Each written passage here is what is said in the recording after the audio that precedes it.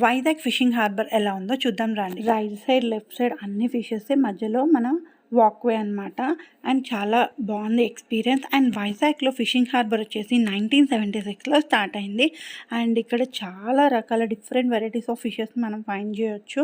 And Vizag ఎవరైనా వెళ్తే మాత్రం ఈ ప్లేస్ని తప్పకుండా విజిట్ చేయండి. ఇట్స్ ద బెస్ట్ ఎక్స్పీరియన్స్ అనిపించింది నాకు. అండ్ ఇక్కడ మనకి బోట్ రైడ్ కూడా అవైలబుల్ ఉంటుంది. అండ్ మేము వెళ్ళినప్పుడు బోట్కి ఏదో రిపేర్ వచ్చి అది ఆపారు. అండ్ మేము ఇక్కడ డిఫరెంట్ కైండ్స్ ఆఫ్ ఫిషెస్ని చూసాం. కొన్ని ఫిషెస్కి పేర్లు కూడా తెలియదు, చాలా పెద్ద పెద్దగా ఉన్నాయి కొన్ని అయితే. అండ్ ఇక్కడ అపోలో ఫిష్ కూడా ఒకటి కనిపించింది. అండ్ ఇక్కడ మీరు ఫిషెస్ని చూసారా, వాళ్ళు తాడికి కట్టి ఎలా ఎండబెట్టారు ఫిషెస్ని.